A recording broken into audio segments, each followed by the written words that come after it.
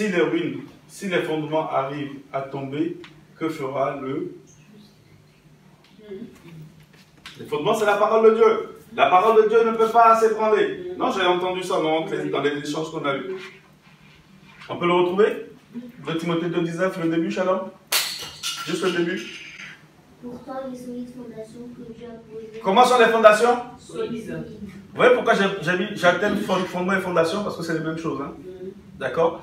Car les fondations que Dieu a posées sont solides. Elles résistent. Et quelles sont ces fondations? Jésus-Christ. Bien-aimé dans le Seigneur. Jésus-Christ. Alors, la réponse devient facile. Si les fondements arrivent à tomber, que fera le juste? Rien. Parce que les fondements ne peuvent pas tomber. Mais à condition qu'on a le bon fondement. À savoir Jésus-Christ. Alléluia. Amen. À savoir Jésus-Christ. Il est inébranlable. Inaltérable. Et 2 Timothée 2,19 nous rappelle que ce sont de solides fondations. Alléluia. Elles résistent. Elle a subi la pression. Cette fondation a subi la pression. Cette fondation a été ensevelie. Cette fondation a résisté. Le 3e jour, cette fondation n'a pas connu de corruption. Amen. Elle est sortie du séjour de la mort. Amen. Alléluia. Amen. Et aujourd'hui, cette fondation, elle est exaltée. Amen. Elle est glorieuse. Amen. Elle est assise, installée Amen. à la droite du Père, bien-aimé dans le Seigneur. Amen. Alléluia. Intouchable. Quelqu'un comprend, bien-aimé dans le Seigneur? Amen. Si tu es en Christ, tu deviens intouchable. Amen. Parce qu'il n'a pas été touché, il n'a pas pu être atteint lors de son séjour sur la terre des hommes, et il a été glorifié en tant que Dieu. Amen. Alors il devient intouchable. Alléluia. Si tu as bâti sur le roc, Jésus. le roc sur lequel tu as bâti résistera. Amen. Amen. Alléluia. Amen. Elle peut être attaquée, nous dit la parole. Elle peut être attaquée. Elle peut être sondée. L'ennemi peut envoyer des flèches contre ta vie. Mais toi, souviens-toi, quels sont les fondements sur lesquels tu as été bâti. Quelqu'un comprend, bien-aimé dans le Seigneur? Amen. Si tes fondations sont l'église que tu fréquentes, oui, elles vont se faire renverser. Amen. Si c'est l'homme de Dieu que tu suis par internet ou chez qui tu pries, oui, ces fondements-là vont être renversés, bien-aimé dans le Seigneur. Amen. Amen. C'est la seule vérité. Alors je comprends dans le monde, lorsque des pasteurs tombent dans le péché, je comprends pourquoi les assemblées se vident. Parce que ces assemblées, ces frères et sœurs, ont pour fondement, ont pour fondation leur pasteur, bien-aimé dans le Seigneur. Ils ont pour fondation leur dénomination. Amen. Quelqu'un me comprend, bien-aimé dans le Seigneur? Amen. Oui, si tu as pour dénomination les pentecôtistes, tu comprendras que oui, tu pourras changer d'avis plus tard. Si ta fondation c'est les baptistes, oui, tu vas changer d'avis plus tard. Parce que toutes ces dénominations, bien-aimés dans le Seigneur, ont récupéré quelque chose qui existait avant, ont remarqué un problème dans leur doctrine, ont essayé de corriger cette doctrine qui était erronée, et en la corrigeant, ils créent une autre erreur, bien-aimés dans le Seigneur. Amen. Quelqu'un me comprend, bien-aimé dans le Seigneur? Alléluia. Vous savez, la religion ne te sauvera pas. Amen. La religion ne sauve pas, bien-aimé dans le Seigneur. Il n'y a que Jésus-Christ de Nazareth. Jésus-Christ seul sauve. Amen. Le salut ne se trouve en aucun autre. Le salut n'est pas dans une fédération. Le salut n'est pas dans une congrégation. Le salut est en Christ. Amen. Quelqu'un comprend, bien-aimé dans le Seigneur? Alléluia. Peut-être que quelqu'un a une image de ce que c'est qu'une fondation véritablement. Vous savez,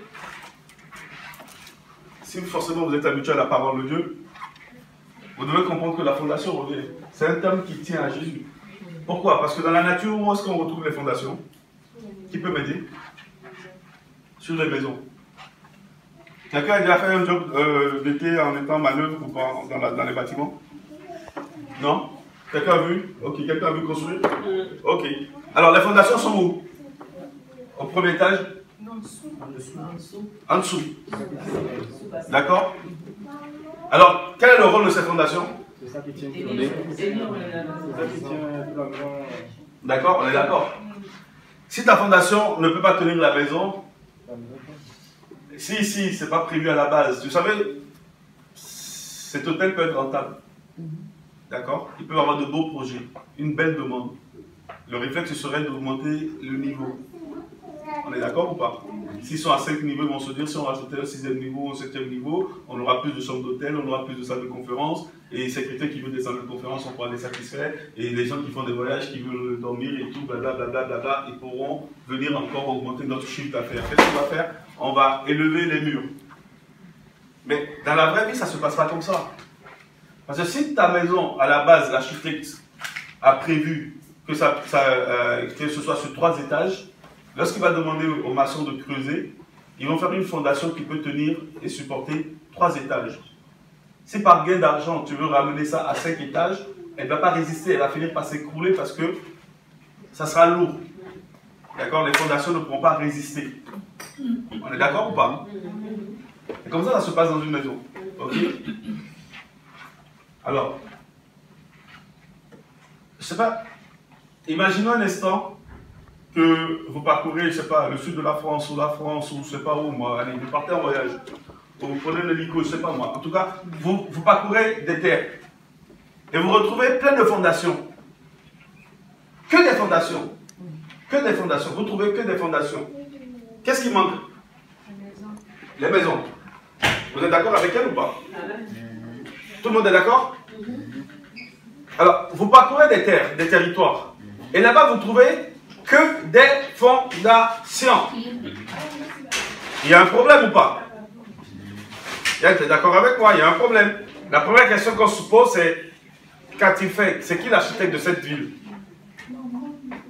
Ou est-ce que toutes ces personnes n'ont pas les moyens de finir leur construction? Non ou pas? Interagissez avec moi pour que je puisse être certain que je ne suis pas seul. Tu n'as pas compris. Imagine, tu te retrouves une ville proche d'ici. 7. Ok? À 7. Et 7 n'est pas ce que tu vois. C'est une ville qui a que des fondations. Ils ont creusé ici, ils ont voulu faire une maison à étage, là, une belle villa. Là, ils ont voulu faire ceci, là, ils ont voulu faire ça. Mais la construction ne finit pas. Ils ne finissent pas le chef-d'œuvre. Quelle sera ta réaction, toi? Tu vas te poser des questions, c'est normal ou pas? Est-ce que c'est normal?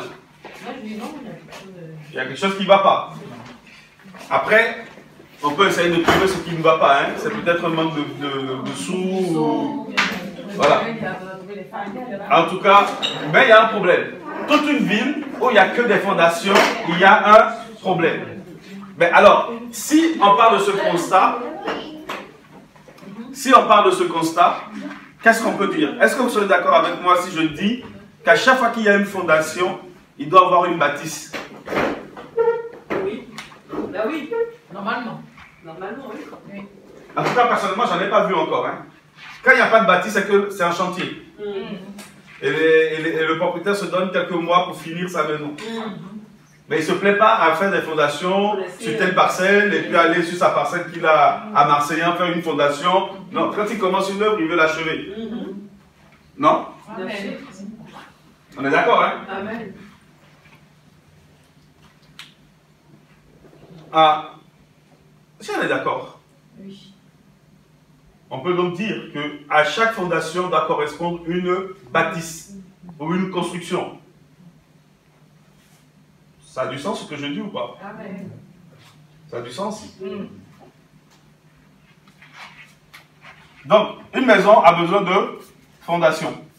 On est d'accord? De toute façon, sans fondation, la maison n'existe pas en elle-même. S'il n'y a pas de fondation, il n'y a pas de maison. Là, ce qu'on voit, c'est bien, c'est la maison. Mais si on a la capacité d'amener une grue, un catapuleur, je ne sais pas moi, si on rase, on va retrouver les fondations. En général, c'est sur la clôture, tout le long, et puis les piliers, les murs porteurs. D'accord? On coule du béton.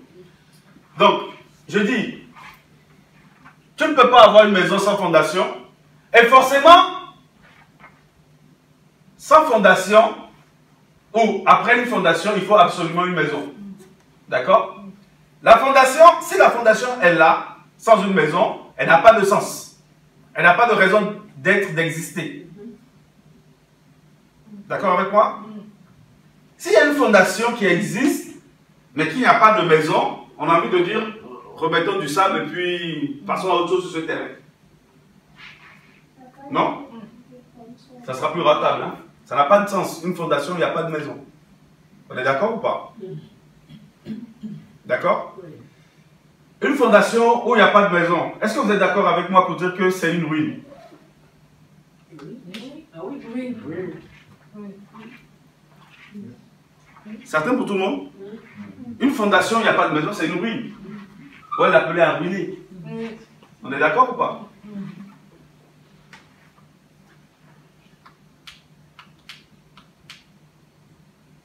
On est d'accord?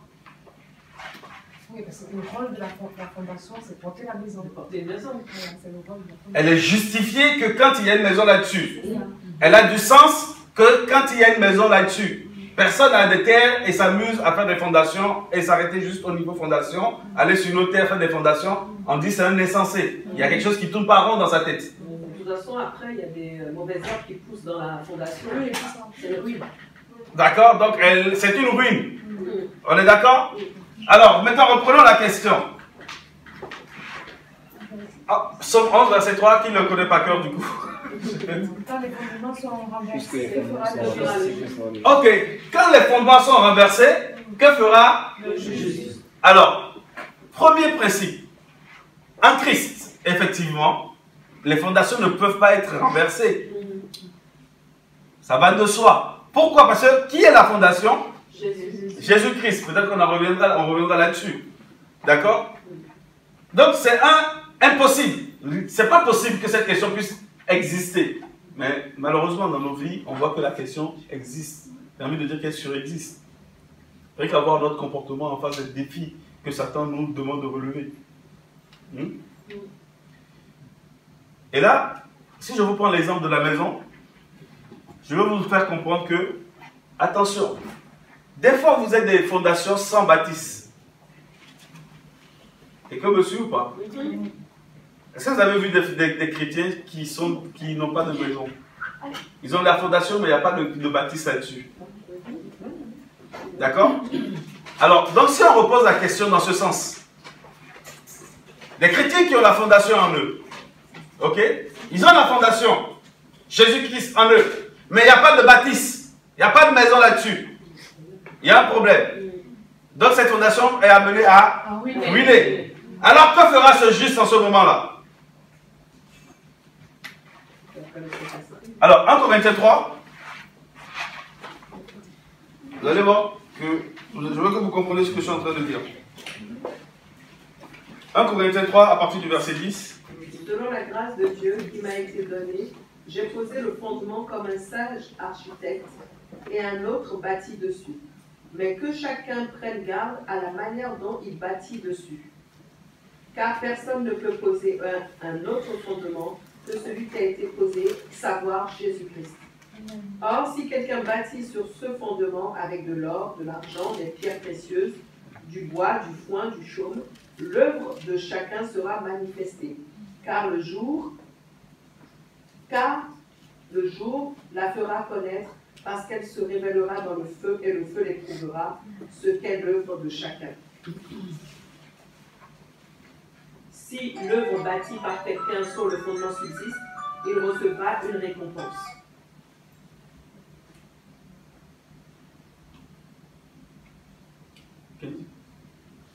Si l'œuvre de quelqu'un est consumée, il perdra sa récompense. Pour lui, il sera sauvé, mais comme au travers du feu.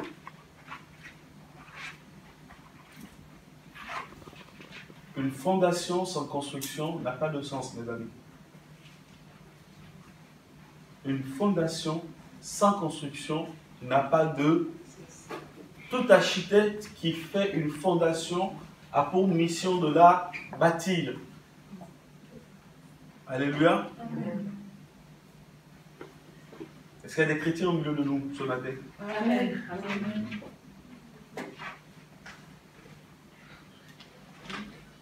Christ est la fondation. Mais qui bâtit là-dessus? Avec quel matériau on bâtit là-dessus? Quels sont les matériaux, bien-aimés dans le Seigneur? Vous voyez, il y a deux types de matériaux. Pas faux. Il y a ceux qui résistent au feu. L'or, l'argent, les pierres précieuses. Il y a ceux qui ne résistent point. Le bois, le foin, la paille. D'accord?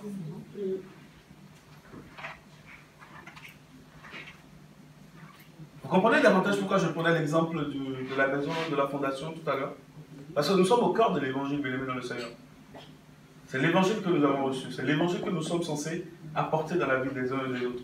D'accord? Mais il faudrait que nous-mêmes déjà, nous nous assurions que nous sommes dans le véritable.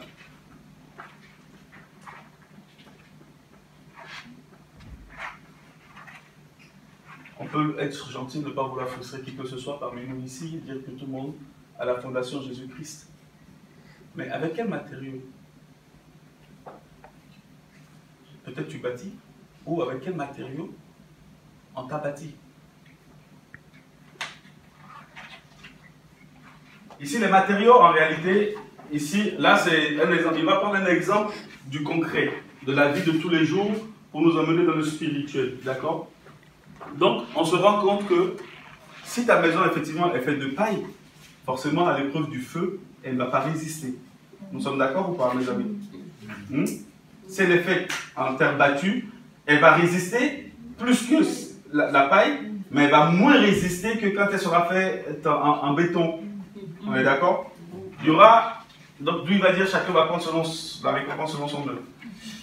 Mais ici, c'est quoi? Qui bâtit la maison? C'est Jésus. C'est Jésus, tout le monde est d'accord avec elle? Non. Non, c'est nous. Moi, je pense que c'est Chacun bâtit sa maison.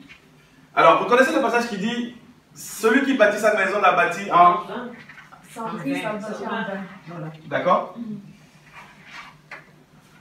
À partir de là, alors ce passage, on va le comprendre un peu plus tard, hein, parce que quand on lit bien ce passage, il faut bien discerner. Je vais revenir là-dessus quand même. Hein.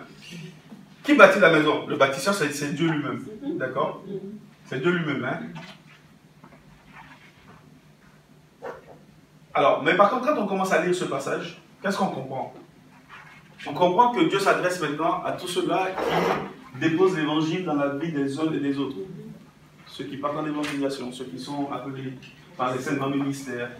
Et vous verrez un peu plus tard si on a le temps, de toute façon on est là jusqu'à 18 ans pour ceux qui vont rester, que tout chrétien, vous savez, quand on est appelé chrétien, vous voulez qu'on regarde rapidement Éphésiens 4? Regardez Éphésiens 4, on aura le temps de revenir, bon d'ailleurs c'est pas grave, on va revenir là-dessus. Éphésiens 4, on va lire peut-être à partir du verset 7. Il y a quelque chose, bien aimé dans le Seigneur. Cette chose est quoi? C'est que l'évangile que nous avons reçu est un évangile de paille, mes amis. Un évangile de paille. Et faisons attention, bien aimé dans le Seigneur, nous qui bâtissons avec de l'or et de l'argent sur les fondations que Dieu lui-même a posées, à savoir Christ. Rien d'autre que Christ crucifié. Et choisissons des éléments d'or et d'argent, bien aimé dans le Seigneur. Les éléments qui servent à bâtir en tant qu'humain, c'est forcément la parole de Dieu. Et c'est pour ça que je disais que 1 Corinthiens 3, vous allez le comprendre à la lumière de l'évangile un peu plus tard. On est dans Éphésiens 4, lis un peu. Qui veut m'aider? À partir du verset 7. Dieu nous a donné ses bienfaits, mais le Christ a mesuré à chacun sa part. Dans les livres saints, on lit, quand il est monté très haut, il a emmené des prisonniers, il a fait des dons aux êtres humains. Il est monté, qu'est-ce que cela veut dire? Avant de monter, le Christ est d'abord descendu dans les régions les plus profondes de la terre. Celui qui est descendu, c'est aussi celui qui est monté plus haut que tous les cieux. Ainsi, il a pu remplir le monde entier. Voici les dons que le Christ a fait. Les gens ont reçu le don d'être apôtres, ou bien d'être prophètes, ou bien d'annoncer la bonne nouvelle. D'autres ont reçu le don de conduire le peuple de Dieu ou encore d'enseigner. Par ces dons, le Christ a voulu former ce qui appartient à Dieu. Ainsi, ils peuvent accomplir leur service de chrétien pour construire le corps. Alors, tous ensemble, nous aurons peu à peu une même foi et une même connaissance du Fils de Dieu. Finalement, nous serons des chrétiens adultes et nous atteindrons la taille parfaite du Christ. Nous ne serons plus des bébés, nous ne rassemblerons plus à un petit bateau poussé dans tous les sens par la vague de la mer. Nous ne serons plus emportés de tous les côtés par le vent, des idées fausses. Les gens ne nous trompent plus avec leurs mensonges habiles. Mais en disant la vérité avec amour, nous grandirons en tout vers lui, ce qui est la tête, le Christ. Ok, amen. Dis-moi ta version dans le verset 12. 11, 12. Verset 11, 12.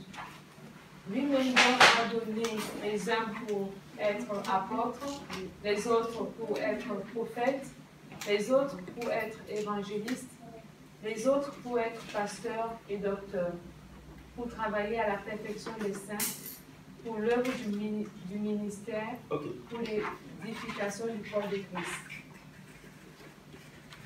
L'œuvre du ministère. D'accord? Alors, regardez. Je ne sais pas si ça frappe à l'œil à votre niveau. Hein. Quand on parle de ministère, vous pensez à quoi? Au pasteur, apôtre, au sein ministère, n'est-ce pas? Alors, dans la Bible, est-ce que vous avez vu le mot ministère associé au 5 appels? Non. Vous avez vu quel mot? Le mot don. Ils ont été donnés. Ils n'ont pas été faits ministres de Dieu. Parce que tous les saints sont des ministres de Dieu. Alléluia. Regarde. Au verset 12. Les 5, ce que moi j'aurais appelé les 5 grands ministères, d'accord? En quel but? Travailler au perfectionnement des saints. Pourquoi? Pour l'édification du corps de Christ. Ah non, vous avez sauté quelque chose? Pour l'œuvre du service. Pour l'œuvre du ministère. Pour l'œuvre du ministère. Ou pour l'œuvre du service. Cela voudrait dire quoi? Que en tant que croyant, tu n'es pas appelé à être assis, à chauffer les bancs. Amen. Alléluia. Tu as un ministère que Dieu t'a donné. Un service que Dieu t'a donné. Et ce service, tu dois le mettre pour le bien de tous les saints. Amen. Dans quel but? Le but d'édifier le corps de Christ. Jusqu'à ce que nous soyons tous parvenus à l'unité de la foi et de la connaissance du Fils de Dieu. Amen. Ce n'est pas le domaine des 5 grands ministères. C'est là où vous vous trompez, bien-aimés dans le Seigneur. Quelqu'un me suit? Amen. Quelqu'un me suit? Amen. Si tu as été appelé chrétien aujourd'hui, tu as dit oui au Seigneur Jésus-Christ, ce n'est pas pour chauffer les bancs. Alléluia. Tu as une œuvre, tu as un service, il y a quelque chose à faire. Aussi grande est la maison, aussi grandes sont les fonctions qui attendent tout un chacun de nous. Et nous devons œuvrer, bien-aimés dans le Seigneur. Quelqu'un comprend, bien-aimés? Jusqu'à ce que nous soyons parvenus à l'unité de la foi et de la connaissance du Fils de Dieu. C'est mon travail, c'est ton travail. À l'état d'homme parfait, à la mesure de la parfaite stature de Christ, afin que nous soyons plus des enfants flottant et emportés ça et là à tout vent de doctrine, par la tromperie des hommes et par leur ruse à séduire artificieusement. Alléluia. Mais afin que suivant la vérité par la charité, vous voyez, c'est ça, l'œuvre avec laquelle d'autres viennent bâtir. Vous comprenez? Dans cette histoire de bâtir, quand tu te mets à jouer ton rôle, ton service, à entrer dans ton service, dans ton ministère, quels sont les éléments que tu utilises? Est-ce que c'est de la paille? Est-ce que c'est du bois? Alléluia. Ou est-ce que c'est de l'or et de l'argent? Parce que ta construction finira par passer par le feu. C'est en cela que Paul s'adressait aux chrétiens de Corinthe. Et c'est en cela que cela nous concerne et ça ne concerne pas ceux qui ont été appelés à servir Dieu au travers de ministère. On aura peut-être le temps de revenir là-dessus pour comprendre un peu ce que c'est que l'œuvre. L'œuvre de chacun, hein? Le service de chacun, le ministère de chacun. C'est de ça qu'il est question dans 1 Corinthiens 3, du verset 11, du verset 10 au verset 14. Et nous sommes en plein dedans, mes amis. En plein dedans.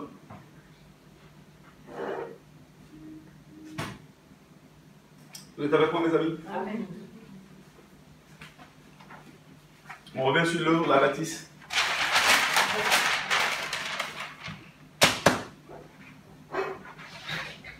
Lorsque Dieu pose la fondation, quel est son plan? Quel est son but? C'est de construire.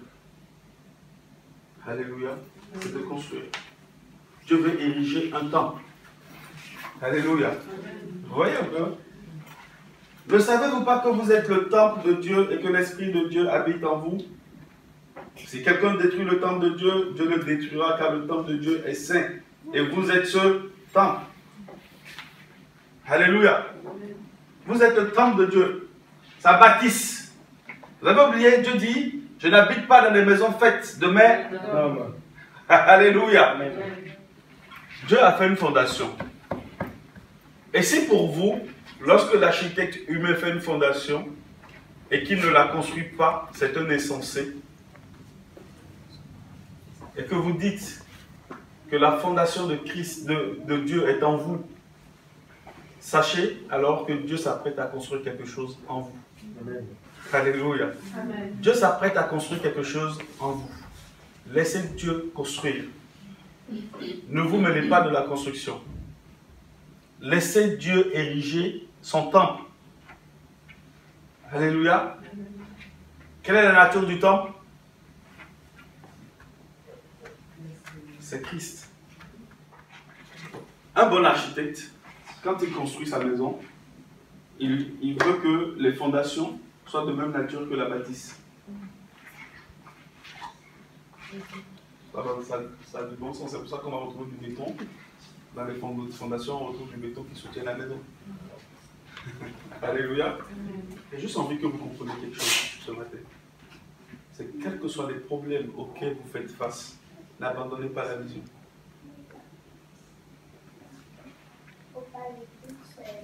Ne laissez pas tomber. Ne laissez pas tomber la vision. N'abandonnez pas. Quelle que soit la pression de l'ennemi, quelle que soit la pression de l'ennemi, n'abandonnez pas. D'accord?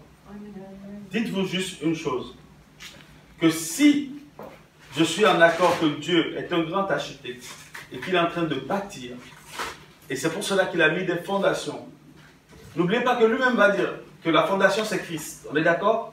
Il va dire qu'il y a une pierre angulaire, et cette pierre angulaire, c'est Christ.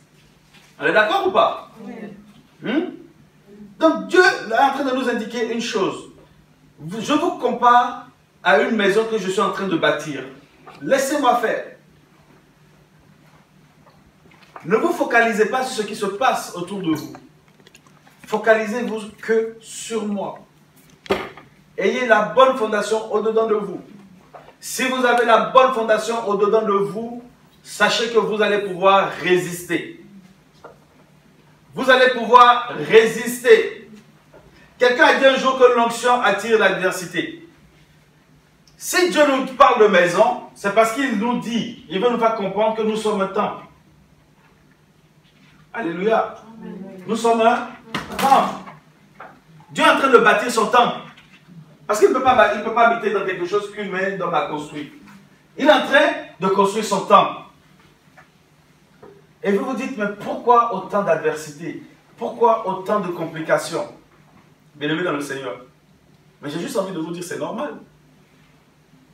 Nous ne sommes pas des chrétiens qui marchent selon la vue. Parce que Dieu veut que nous marchions selon la foi. Vrai ou faux? Marcher selon la foi et non selon la vue. Ne marche pas selon les pressions. Vous savez ce qui ne serait pas normal? Ce qui ne serait pas normal, c'est que Dieu, en train de bâtir son temple, tout est parfait, tout est nickel, tout roule. Aucune attaque de l'ennemi. Comment le temple a été bâti dans l'ancienne alliance? 2 temples, n'est-ce pas? Tu peux m'aider?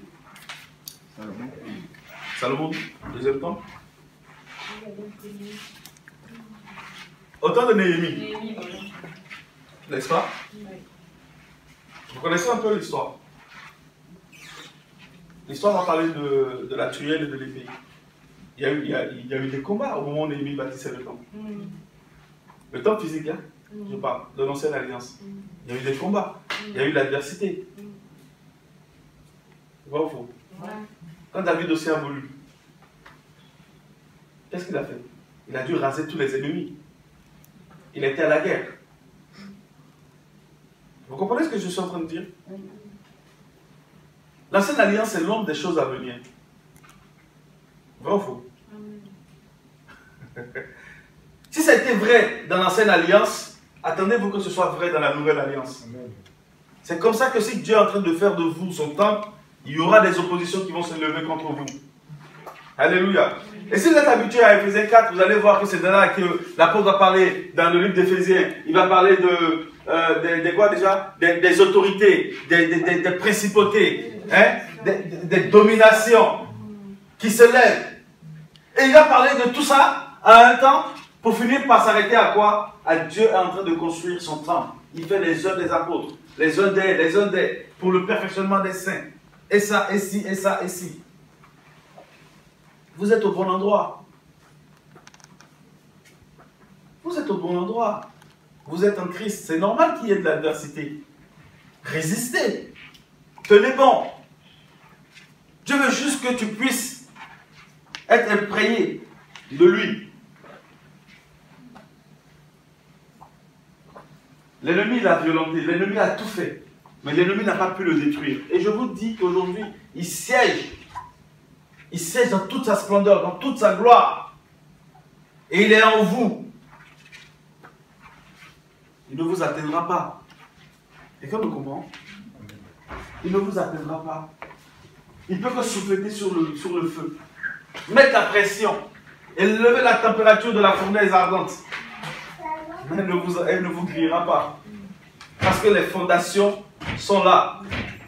Le fondement véritable est là, à savoir Christ. Christ ressuscité. Amen. Il est là, le ressuscité. Amen. Ou bien il n'est pas là? Il est là. Alléluia. Il est dans la situation.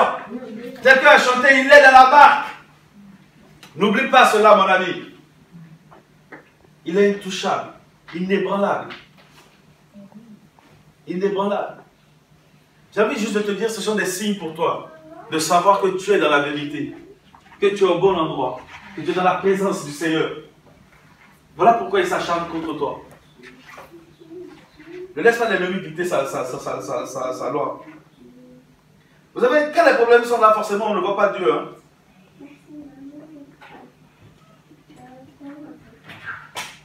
Mais j'ai compris une chose. Vous savez ce que j'ai compris? J'ai compris que quand Dieu fait son œuvre, il n'a pas besoin d'aide. Mais nous voulons aider Dieu. Hein? Nous voulons aider Dieu. Ah, mon caractère ne change pas assez vite, il faut que ça change, il faut qu'il y ait quelque... Mais on essaie d'apporter notre pierre à l'édifice. Hein? À la construction que Dieu est en train de faire. On essaie d'amener notre... Non? Dans notre projet. On ne veut pas attendre que Dieu donne la directive. On veut l'aider, on veut que ça aille plus rapidement d'ailleurs. Parfois. Hein? Et ça ne marche pas. Comment? Ah, je parlais toute seule. Ça ne peut pas marcher. Ça ne marchera pas. Arrêtez de perdre votre temps. Ça ne marchera pas. Vous savez pourquoi ça ne marchera pas? Non, sérieusement, vous ne savez pas? Si, parce qu'on va faire avec nos propres efforts. Avec le propre effort, ça ne marchera pas. Parce que nous sommes fils de Dieu et donc mais nous garder. On ne peut rien faire de bon à nous. Parce que c'est son œuvre qu'on fait, Et c'est ben, pas c'est notre œuvre. Alors, que quelqu'un de très rapide prenne Hébreu 4, je crois. Et n'oubliez pas ce que je vais vous dire.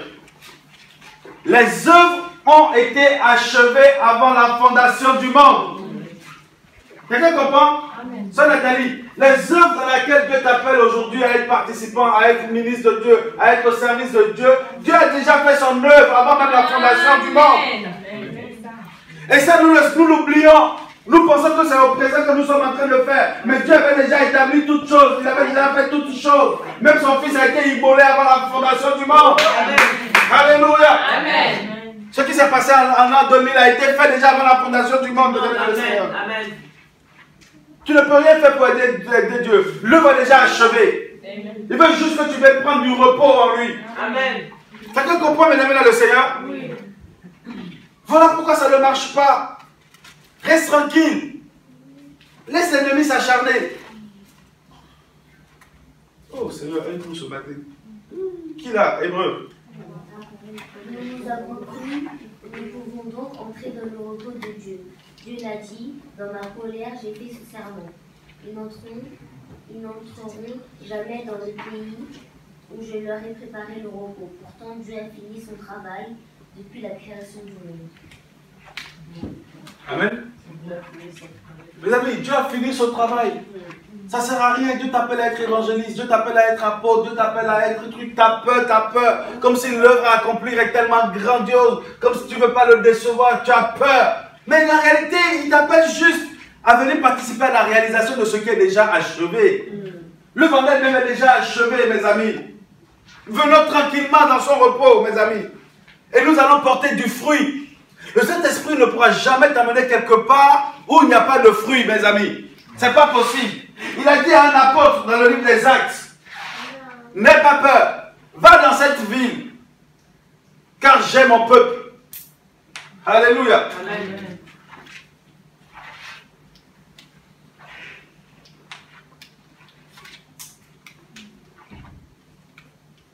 Vous connaissez, non? N'aie pas peur, car j'ai un peuple nombreux dans cette ville. La scène se passe dans le livre des Actes. Alléluia. N'aie pas peur, je t'envoie là-bas. On peut te menacer de mort, mais n'aie pas peur. J'ai un peuple nombreux dans cette ville. Mais il allait pour faire l'œuvre de Dieu, il allait pour évangéliser. C'est là où il faut comprendre le Seigneur, mes amis. Si l'apôtre n'allait pas dans la ville pour annoncer l'évangile, les gens n'allaient pas se convertir. Mais voici que les menaces se faisaient déjà grandissantes à la porte de la ville. Et Dieu va réconforter son fils. Il va lui dire, n'aie pas peur. J'ai un peuple nombreux dans cette ville. Vous comprenez un peu le vocabulaire de Dieu? Si l'œuvre n'était pas déjà achevée avant la fondation du monde, comment il peut lui dire, va évangéliser, j'ai un peuple nombreux dans cette ville? C'est déjà fait. Mais les gens à qui tu veux prêcher l'évangile ne savent même pas qu'eux-mêmes ont été acquis à la cause de Dieu avant leur naissance. Alléluia. Mais quand tu es là, tu réfléchis quelles sont les stratégies d'évangélisation. On n'en a que faire. On n'en a que faire. Le Saint-Esprit est là, il va faire son œuvre lui-même, il va l'achever. Il dit, viens participer à la réalisation de cette œuvre que j'ai achevée. Alléluia. Quelqu'un a demandé au Seigneur, mais Seigneur, quand est-ce que cela arrivera? Et il dit, oh mon Dieu, mon roi.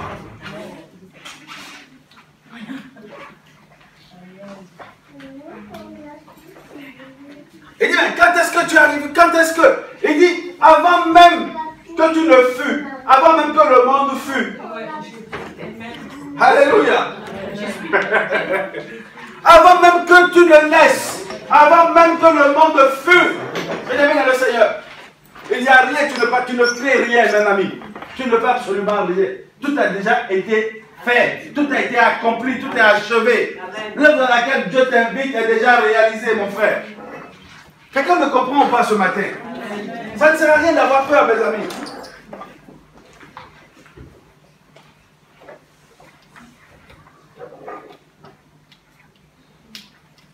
N'abandonnez pas. N'abandonne pas la vision que Dieu t'a donnée. L'ennemi peut te montrer par A plus B que l'assemblée se vide, que les parents sont déchaînés contre toi, qu'on veut te virer au travail. Mais Dieu dit, n'aie pas peur. Christ en toi, l'espérance de là. Tout est achevé. Tout est achevé. Alors je ne comprends pas. Vous savez, mon cœur souffre de plus en plus de voir que les chrétiens nous chantons juste les paroles de Dieu. Mais nous ne les vivons pas. Mon cœur en souffre de plus en plus, mes amis, dans le Seigneur. Mon cœur en souffre davantage. Au moindre vent qui se soulève, à la moindre problématique, prêt à abandonner la foi. Mais pourquoi, mes amis? Je crois qu'il y a un manque de compréhension. C'est ça. Mais pourquoi? Ça dit comme la lecture. Mes amis, je ne comprends pas. Où sont vos fondations? Dieu ne t'a pas envoyé sur la terre des hommes pour que tu périsses avant que l'œuvre qu'il a décrite sur toi ne se réalise. Satan peut apparaître en personne, il est où le problème? Mes amis, je ne vous comprends pas. Je ne nous comprends pas. Oui, Dania?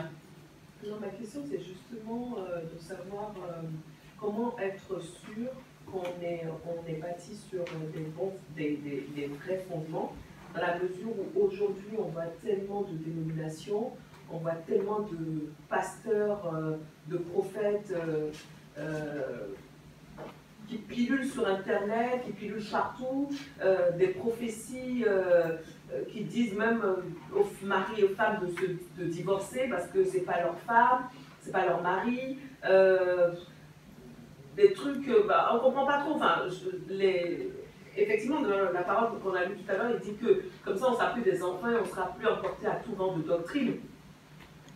Mais voilà, comment être sûr d'avoir les bons fondements et de ne pas être emporté et que nos fondements tiennent quand le vent, parce que même parfois les pasteurs qui prêchent bien, qui prêchent la parole, et bien parfois, des fois dans leurs œuvres, on voit que non, mais finalement c'est pas des enfants de Dieu.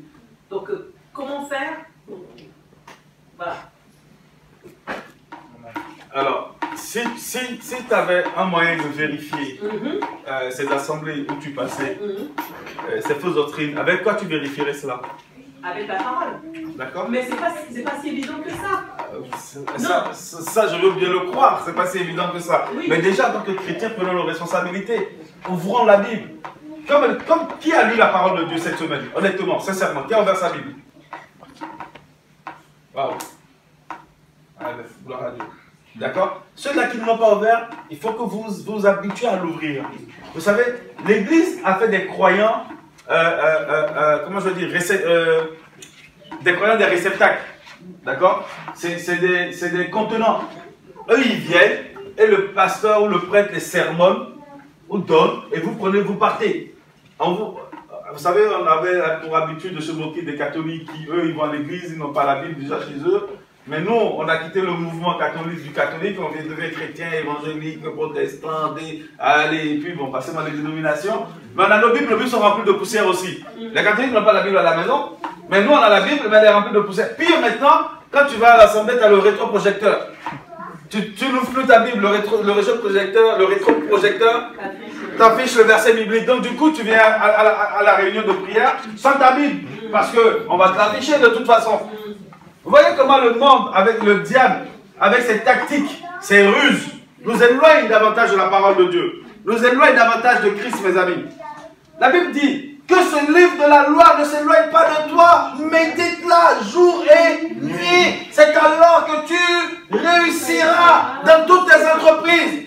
J'ai pour entreprise, j'ai pour projet d'aller visiter cette assemblée, communier avec eux. Mais quand j'irai là-bas, le Saint-Esprit me fera voir les choses, où mes yeux, où je discernerai qui sont dans le faux. Mais comment est-ce que je discerne qui sont dans le faux? Je n'ai pas besoin d'entendre la voix du Saint-Esprit, comme cette douce voix mielleuse à laquelle vous êtes habitué, que vous attendez, qui vous siffle dans l'oreille. Parce que je suis désolé, hein, pour vous, Dieu peut-être a la voix la plus douce, la plus mielleuse, mais moi j'ai entendu Dieu gronder comme un tonnerre. D'accord? Après, chacun fait ce qu'il a envie de faire. Mais la base, c'est quoi? C'est la parole de Dieu. Si je passais mon temps à lire, j'aurais compris que, mais tiens, j'ai jamais vu Dieu demander à quelqu'un de mettre du sel dans un verre et de le boire pour être guéri. Je vais m'en préserver. Il peut être archibishop, pasteur depuis 50 ans ou 15 générations, je m'en moque. Mais c'est la vérité, la parole de Dieu, uniquement que la parole de Dieu. Les gens peuvent tomber. Vous savez, nous sommes à la fin des temps. Dieu lui-même a dit, les gens ont fait des miracles. Il dit, je ne vous connais pas. Ce n'est pas les miracles, la capacité à guérir quelqu'un, à faire tomber quelqu'un. Ce n'est pas ça la réalité. Je ne dis pas ça pour négliger les dons du Saint-Esprit. Tout le monde sait que j'aime les dons du Saint-Esprit. Et je ne demande au Seigneur que de les exercer. Mais avant d'exercer les dons du Saint-Esprit, il faut d'abord exercer ou enseigner la parole de Dieu. Quelqu'un qui n'a pas la parole véritable, qui fait des dons, posez-vous de vraies questions, mes amis. La Bible dit quoi? Que le Saint-Esprit vient attester la parole que vous entendez. Vous entendez du faux, du n'importe quoi, mais ce n'est pas le Saint-Esprit qui atteste quoi que ce soit. Après que les dons et les appels sont irrévocables, faisons pas ce débat. Mais laissez-moi vous dire juste une chose. Nous sommes à la fin des temps, mes amis. Et ces pasteurs, ces faux prophètes que vous voyez, vous allez les voir davantage. Vous savez pourquoi? Parce que les temps de la fin sont proches. Vous savez, beaucoup de choses ont marché dans le temps ancien. Beaucoup de choses ont marché jusqu'à hier. Mais je peux vous rassurer que ces choses d'hier qui marchaient au nom de Dieu vont arrêter de marcher. Parce que Dieu est en train de trier au cœur de son peuple. est en train de réunir les véritables autour de lui. Avant le temps, vous savez le temps, c'était quel était le temps? Dieu m'a révélé que le temps était d'aller annoncer sa parole dans toutes les nations. Mais aujourd'hui, Dieu me dit, les temps, ça c'était l'appel qu'il y avait il y a 20 ans. Aujourd'hui, l'appel qu'il y a, c'est d'aller prêcher le véritable évangile dans les cœurs des véritables croyants. Parce que je suis en train de faire le tri. Je suis en train de rassembler mon église. Et les temps de la fin sont là. Parce que l'église a de faux fondements. Ils ne sont pas bâtis sur le véritable roc. Parce que je suis la parole qui s'est manifestée. Quelqu'un comprend, mes amis, dans le Seigneur.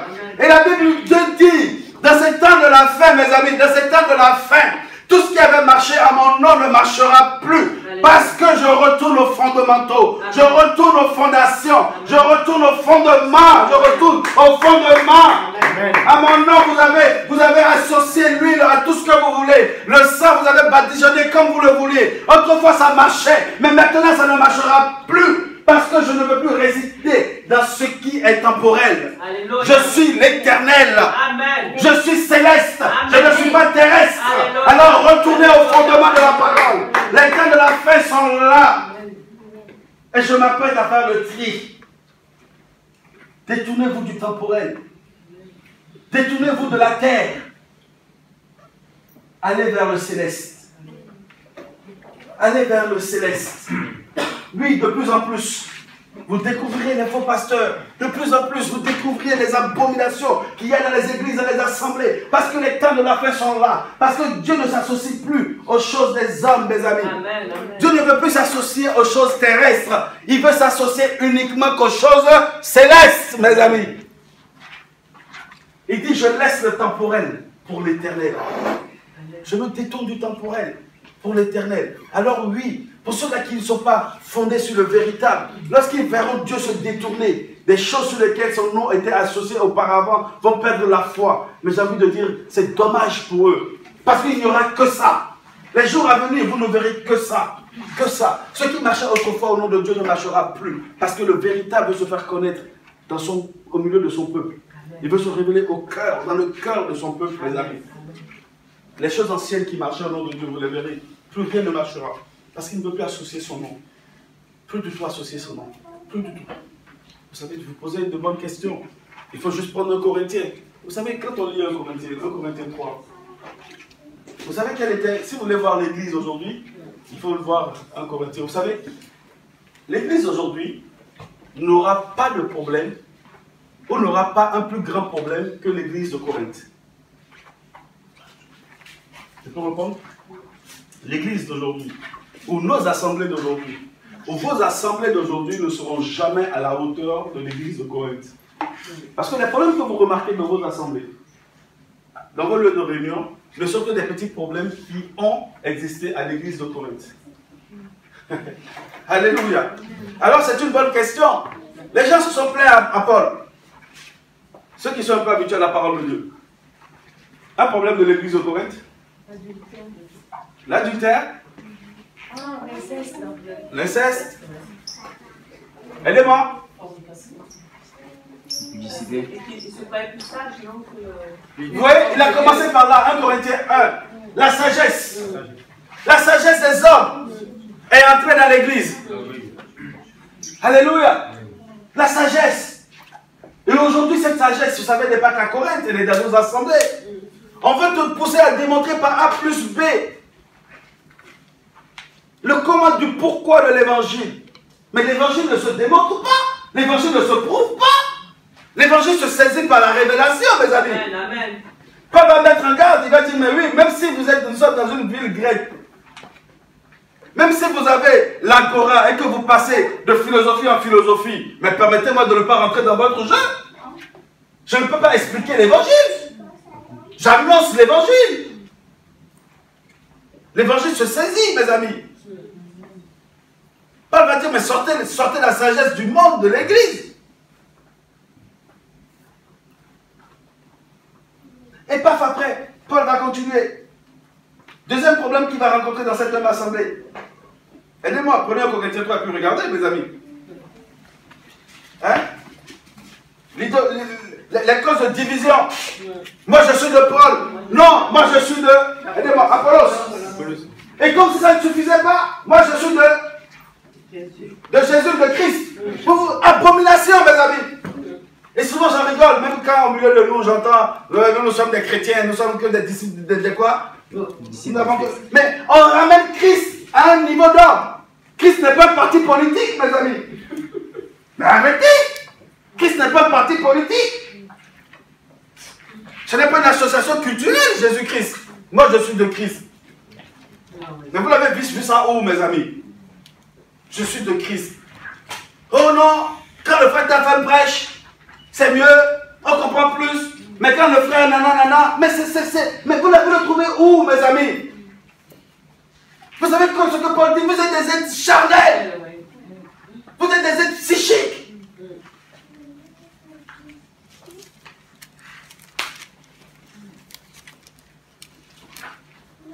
Mes amis, c'est grave. Dans notre folie de la sagesse humaine, on va jusqu'à descendre Christ glorifié à un homme. Moi, je suis de Paul. Moi, je suis de Pierre. Mais non, moi, je suis de Christ. Alléluia.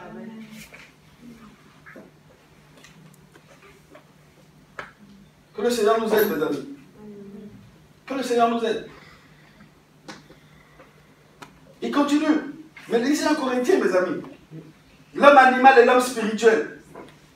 L'homme naturel et l'homme spirituel. L'homme charnel. Vous savez ce que c'est le mot qui utilise le grec pour le mot charnel? L'homme psychique.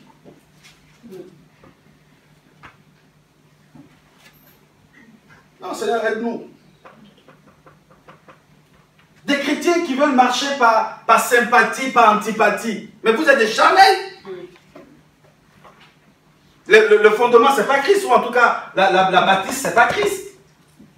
Christ ne marche pas par affinité, hein. Christ ne marche pas par antipathie ou par sympathie. Non, mais la soeur, là, depuis qu'elle est arrivée dans l'assemblée, dès le premier jour, je ne la sentais pas. Il y a quelque chose dans l'homme, mais tu es charnel, mon frère. Tu es charnel. Tu es charnel.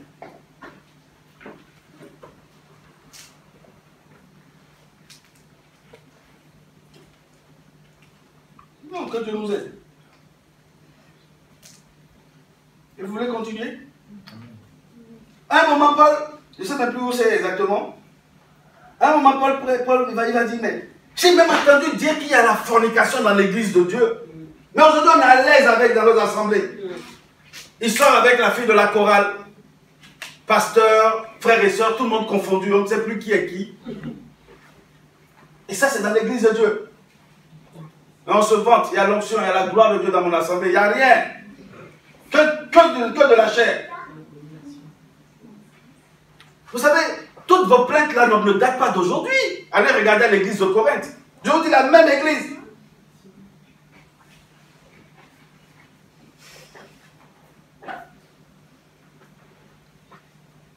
On parlera peut-être de ceux qui étaient enflés d'orgueil. Alléluia. L'un qui est la femme de son père. Vous n'avez pas lu ça dans l'église de Corinthe? Dans Corinthiens chapitre 5. Ceux qui étaient enflés d'orgueil. Et les chrétiens qui amenaient d'autres chrétiens au tribunal. Et ça, c'est quelque chose que je ne comprends pas. Et ça continue aujourd'hui. Hein. Et on me dit que Christ est la fondation. J'ai bâti sur le roc. On est chrétien, tu m'as volé. Et moi, je ne vais pas de mon temps pour t'amener au tribunal. Je n'ai pas la fondation.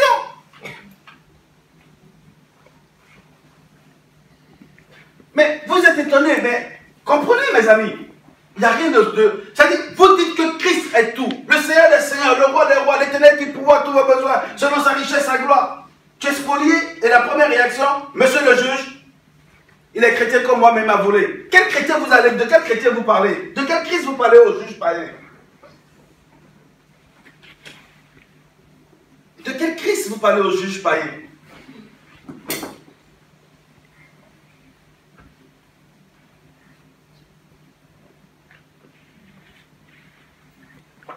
1 Corinthiens 6, on dirait que vous êtes surpris, je ne comprends pas. Vous n'êtes pas habitué à la parole de Dieu, vous ne lisez pas 1 Corinthiens?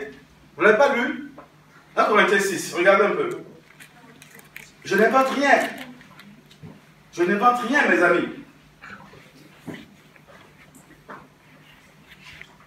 Dieu n'a-t-il pas dit à moi la vengeance, à moi la rétribution des méchants? Toi, tu prends ton frère chrétien, tu l'amènes au tribunal. Et vous voulez annoncer Christ à qui? Quel Christ ne se suffit pas pour intervenir dans ta propre vie, pour te restaurer? Dès que les fondations sont un peu touchées là, ça y est. Tu peux être touché, mais tu ne peux pas être ébranlé. Qui a ça? 1 Corinthiens 6. C'est combien? Lis-le à partir du début. Quand quelqu'un d'entre vous a une affaire contre un autre, oscille bien aller en jugement devant les injustes, et il ne va pas devant les saints. Tu vois ça? Tu vois un peu l'interrogation un peu? Hein, Irvine? Ouais. Ne savez-vous pas que les saints jugeront le monde? Et vous voulez que ce soit le monde qui vous juge par rapport aux affaires que vous avez? Je parle de entre chrétiens. Hein? Entre chrétiens. Même avant ça, Jésus dit que si tu as des problèmes avec ton frère, arrange-toi en route avec lui. Mais bien sûr. Non, mais c'est le message du pardon. Onésime, Philémon. Mets-le sur le compte de Christ. Il te donne de l'argent, il ne veut pas payer. Mets-le sur le compte de Christ. Tu l'as hébergé, tu l'as nourri, il t'a spolié. Mets-le sur le compte de Christ.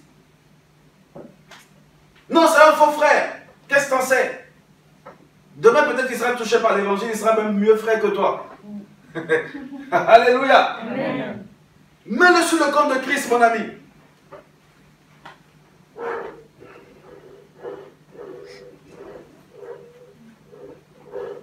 Verset 6. Mais un frère a des procès contre son frère, et cela devant les infidèles. C'est même déjà un grand défaut en vous, que vous ayez des procès entre vous. Pourquoi n'endurez-vous pas plutôt qu'on vous fasse du tort? Pourquoi ne souffrez-vous pas plutôt du dommage? Mais au contraire, vous faites du tort et vous causez du dommage, et même à vos frères. Je continue? Non, c'est bon. C'est bon. Vous savez, l'église aujourd'hui est malade. Mais Dieu a un seul désir, restaurer l'église. Dieu ne désire qu'une chose, restaurer l'église. Mais est-ce qu'on veut participer? La Sainte Seine, oui, on est dans les maisons, la Sainte Seine. Et la Sainte Seine devient une institution, un moment de paganisation totale. On n'a pas vu à l'église au Corinth? C'est où ça? 1 Corinthiens 13, non. 11. Hein? Les problèmes, on peut en citer. Hein? Qu'est-ce qui se passe dans votre église? Ou dans votre lieu de réunion? Je vous assure, ouvrez 1 Corinthiens. Vous allez voir.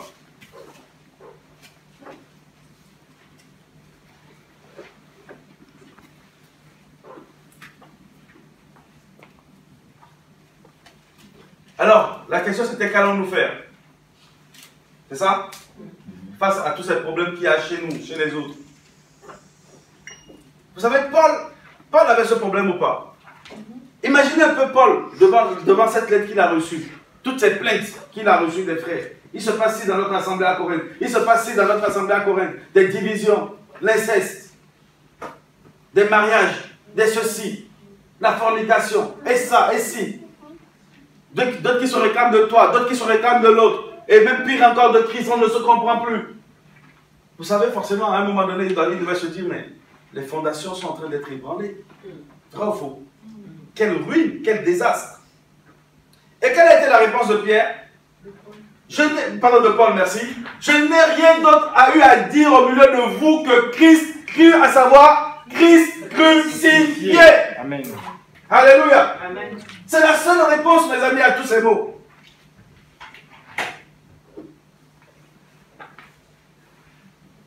Alléluia. Christ crucifié. Et forcément, quand tu prêches Christ crucifié, tu prêches le Christ ressuscité, le Christ exalté, le Christ glorifié. Christ dans nos cœurs, mes amis.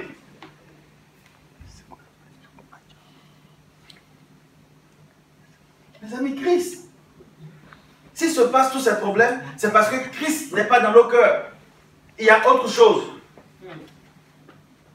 Si, il y a autre chose, mes amis.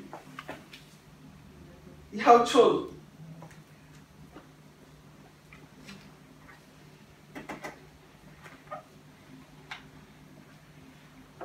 Alléluia. Que celui qui se glorifie dans le Seigneur. Christ dans ton cœur. Vous savez, Christ aime tout le monde. Alors, vous voulez qu'on regarde un peu chaque problème énuméré de Corinthiens pour voir quelle était la réponse de Paul? Christ. Il disait, c'est pas grave maintenant, élève Christ dans ton cœur. Les fondations sont là. Christ ne peut pas être renversé. Mais c'est la bâtisse, les éléments qui ne sont plus de Christ. Maintenant, remplace-les par Christ ressuscité. Alléluia. Christ. Tu n'aimes pas les gens, mais Jésus aimait tout le monde. Il n'avait pas d'a priori sur les prostituées qui venaient le voir. Il allait vers tout le monde. Il ne jugeait pas les gens à leur tête s'il fallait les aimer ou pas. Christ crucifié. Et tel était son message, mes amis. Tel était son message tout le long. Tout le long. Vous lisez 2 Corinthiens, la 2e lettre. Vous allez voir quelle a été sa réponse. Christ crucifié. Rien d'autre que ça. Il a pris chaque erreur qu'il a remplacée par Christ.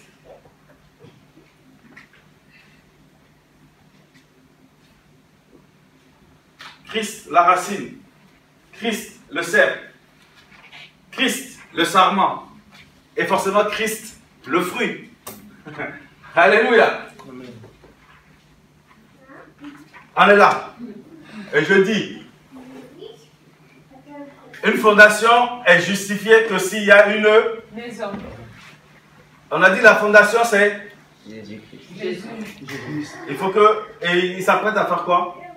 Bâtir sa maison. À bâtir la maison. Et quel est le type de maison qu'il veut bâtir? Ah non. Avec des Comment? matériaux solides. Les mariés qui passent. Ok, oui, des matériaux d'or et d'argent. Mais alors, quel est ce type réellement? C'est le temple, c'est son temple. Alors, quelle est la qualité de ce temple? Parfait. Elles sont pleines. Sans tache ni ride? Sans tache. Pur.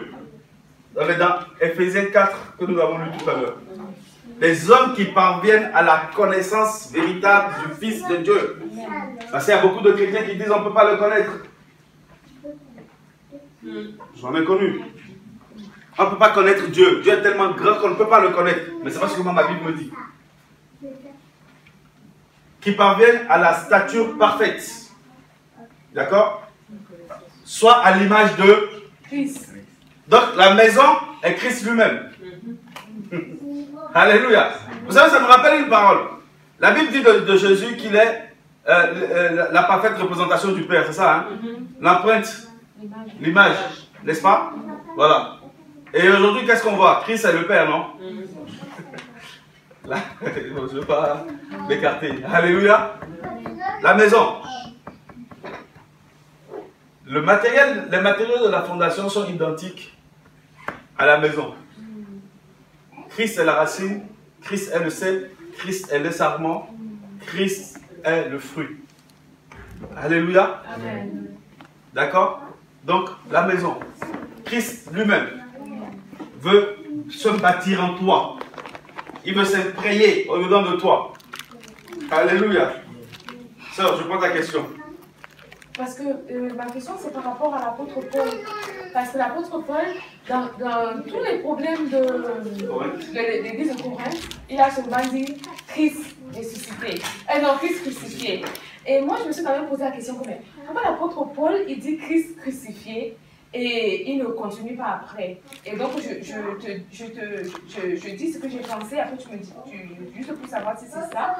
Je disais que comme il y avait des problèmes dans cette église-là, la fornication, il dit Christ crucifié, l'adultère, Christ crucifié, l'orgueil, Christ crucifié. Est-ce qu'il voulait juste leur expliquer que Christ a crucifié toutes ces choses à la croix et donc il ne devait plus, s'ils sont en Christ, il ne devait plus les pratiquer, ou il voulait juste leur... Je ne sais pas moi, j'ai plus compris, c'est comme ça que j'ai compris. Est-ce que c'est ça? En disant Christ crucifié, est-ce qu'il disait que Christ a crucifié tous ces problèmes-là? Donc normalement, vous devez plus le faire. Ou c'est autre chose. C'est le tout en fait. C'est tout le message, c'est l'évangile. Quand il dit Christ crucifié, il parle de l'évangile. Parce que l'évangile prend naissance dans la crucifixion de Christ. Tout la venue de Christ, le but de la venue de Christ aussi, c'était la crucifixion. Mais après la crucifixion, il y a eu la résurrection, il y a eu l'enlèvement. Donc le message de l'évangile en réalité ne se limite pas à Jésus-Christ mort à la croix. Mais il est résumé à la mort de Christ. Parce que ceux qui entendent l'évangile là, ou ceux qui prêchent la mort de Christ, prêchent forcément sa résurrection. Et prêchent les bienfaits de la résurrection. Mais le fait d'avoir crucifié la nature charnelle, le péché, tout ça, est dans le sens de... C'est le lieu en fait. Hein. C'est-à-dire que où est-ce que ta nature charnelle meurt? C'est à la croix. D'accord? Donc il va parler de la crucifixion. Mais pas la croix que Christ a portée, mais à ta propre croix que tu portes. Donc voilà. Parce que c'est le lieu d'exécution. La croix, c'est le lieu d'exécution de l'ancienne vie. Nous sommes des chrétiens, mes amis. Nous sommes les témoins de la résurrection du Christ, de son enlèvement, de sa vie ici-bas sur terre. Notre existence tout entière doit témoigner la parole de Dieu. Vous savez, quand nous sommes dans nos maisons, en famille, dans nos réunions de famille, ou au boulot, ou je ne sais pas où, les gens n'ont pas besoin d'avoir une Bible. Notre existence, notre comportement, c'est une Bible ouverte. Une Bible ouverte. Les gens doivent être surpris de notre caractère. Vous savez, vous devez être les premiers au travail qui, les gens viennent vous voir, ne te laisse pas faire. Mais réponds-lui. Non, mais tu es idiot, laisse passer. Mais fais. Au troisième, là, quand tu dis, mais non, mais pourquoi? Mais je suis chrétien. Oh, mais moi je suis chrétien. Mais te laisse pas faire, tu n'as jamais dit d'être bête, tu es devenu chrétien. Et tu lui réponds, mais il était silencieux, comme un agneau qu'on a mené à l'abattoir. Il dit, à moi la vengeance et à moi la rétribution des méchants. Laisse-moi être bête. Je veux juste être silencieux comme cet agneau. Oui, on sera toujours bête, on sera toujours idiot pour le monde. Mais c'est ça l'évangile, mes amis.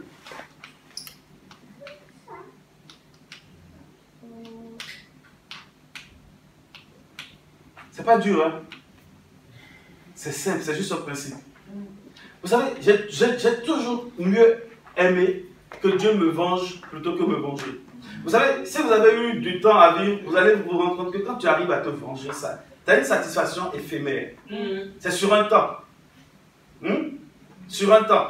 Tu sais, tu peux enfermer ton violeur, mais il ne va pas mourir en prison, il va sortir. Aussi longtemps qu'il est enfermé dans sa cage que tu ne le vois pas, tu es en paix. Mais quand il va sortir, que tu vas le revoir, tu vas voir si la haine ne va pas encore se renouveler en toi.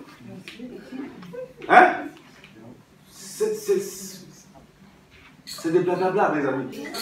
C'est le pardon, l'amour de Dieu, le pardon véritable. Et s'il a fait du mal, Dieu va s'en charger.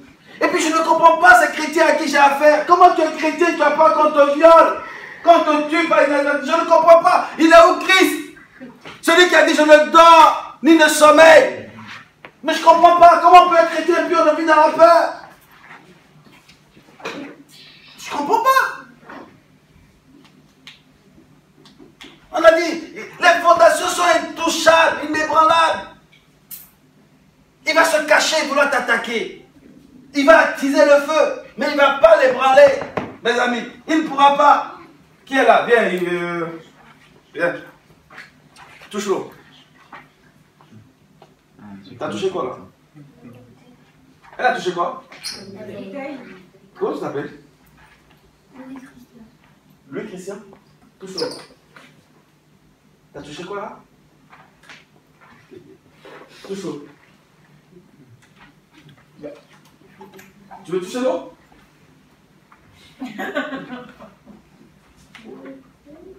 T'as touché l'eau? Non, t'as touché la bouteille. N'est-ce pas? Comment on fait pour toucher l'eau? On ouvre le bouchon. J'ouvre le bouchon, et je fais couler, et puis voilà. On est d'accord? Ou je casse la bouteille. Hein? Ou scie, couteau, tout ce qu'on veut. D'accord? Alors, je voudrais que vous gardiez cette image, mes frères et sœurs, surtout les enfants. Vous êtes l'eau, et vous êtes en Christ. Christ est la bouteille. D'accord? Vous êtes bâtis en Christ. La fondation, c'est Christ. L'ennemi ne pourra pas vous toucher. S'il peut vous toucher, c'est qu'il a le pouvoir de casser l'eau, ou l'autorité de pouvoir jouir de cette bouteille-là. Quelqu'un me comprend, mes amis? Quelqu'un me comprend? Si tu es en Christ, Satan il va se déchaîner. La Bible dit c'est comme un lion rugissant. Il tourne dans sa cage, il tourne en rond, il rugit, il met la pression. Mais pour rien te faire. Alléluia. Quelqu'un comprend? Pour qu'il puisse atteindre l'eau, ma soeur, pour qu'il puisse atteindre l'eau, c'est qu'il a atteint Jésus-Christ. Alléluia. Quel était un homme comme toi et moi, il n'a pas pu l'atteindre. Oh, alléluia. Quelqu'un me comprend? Il n'a pas pu atteindre Jésus-Christ, il n'a pas pu mettre fin à son ministère, mes amis. Quel était comme un homme. Mais la Bible dit qu'il est ressuscité. Il est devenu Dieu, il est assis sur le trône de gloire. Amen. Et tu crois que maintenant il sera touchable par l'ennemi? Ce n'est pas possible. Amen. Arrêtez de vivre dans la crainte, bien-aimés dans le Seigneur. Soyez fiers de votre chrétienté. Marchez, bien-aimés dans le Seigneur en Christ. Dieu vous demande juste la vie de sanctification. Vous mettre à part pour lui. Et vous serez cette eau dans la bouteille là. Gardez en Christ, mes amis. Préservez. Préservez. La situation peut changer, la situation peut être chaude. Il dit qu'il vous connaissait avant que vous ne soyez dans le ventre de votre mère. Avant que la fondation ne soit, il a déjà achevé l'œuvre pour laquelle il vous a amené sur la terre des hommes. Et tu crois que celui-là qui dit ça, mon frère Yann, il pourrait laisser l'ennemi te faire mourir de façon subite? Non. Imagine, Dieu t'a dit, toi tu vas vivre, allez, on va dire 120 jours sur la terre des hommes. Tu crois que Satan a le pouvoir de te faire mourir à 40 ans? Non. On parle de Dieu ou on parle de quoi? Quelqu'un me comprend ou pas? Quelqu'un comprend? Il dit, je te donne le pouvoir de marcher sur les serpents, sur les scorpions, sur toute la puissance de l'ennemi, sur toute la puissance de l'ennemi, l'église. Rien ne pourra te nuire. Peut-être qu'elle a ta peur, comme tu vis chrétien dans la peur. Il y a quelque chose d'anormal, mes amis. Il y a quelque chose d'anormal.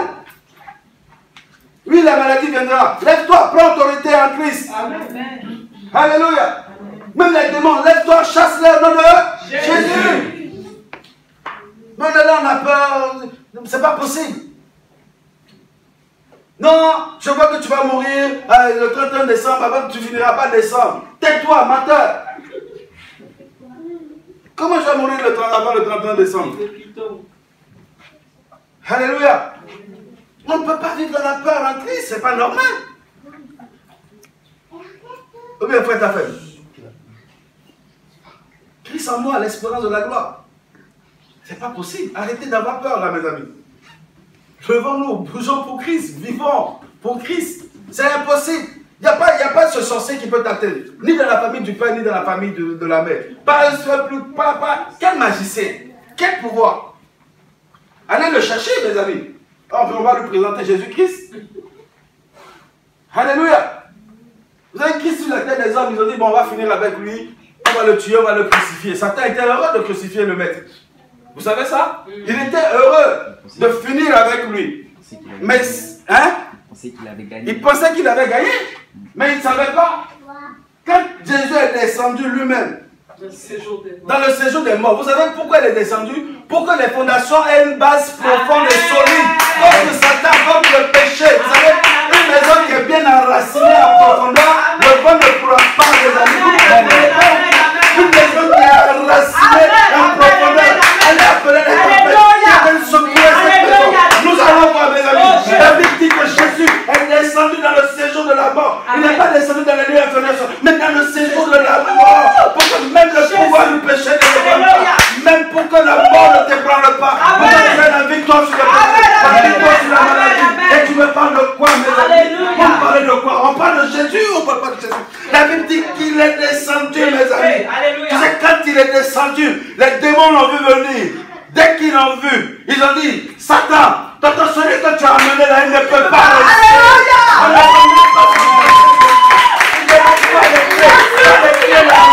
Par les clés de la mort. Alléluia. Et vous me parlez de quoi? Que c'est Jésus en moi, moi je vais trembler? En face de quel démon, en face de quel sorcier? Il n'y a pas. Mes amis, on parle des fondations. Laissez Christ vous bâtir, vous élever sur ces fondations. Alléluia. Tu n'as pas reçu un esprit de peur, ni de crainte, pas de timidité. Alléluia.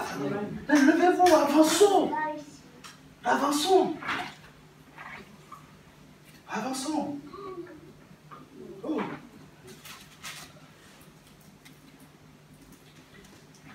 Matthieu 3, verset 9. Et puis je m'arrête là pour ce matin. Que Dieu nous aide, mes amis. Car nous sommes ouvriers avec Dieu. Vous êtes le champ de Dieu et l'édifice de Dieu. Alléluia. Nous sommes ouvriers de Dieu, le champ de Dieu, l'édifice de Dieu. Alléluia.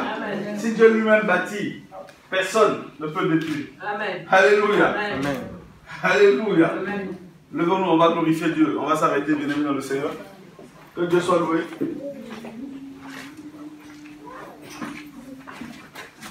Ouais, je veux juste te rappeler pendant que tu te lèves que les fondations sont inébranlables. Alléluia. Alléluia. Tu es peut-être malade aujourd'hui, mais laisse-moi te dire qu'aujourd'hui même tu vas être guéri. Amen. Alléluia. Amen. Tu es peut-être persécuté, ça fait des années que la persécution continue. Mais laisse-moi te dire que c'est la fin des persécutions aujourd'hui. Alléluia. Amen. Notre Dieu est bon. Amen.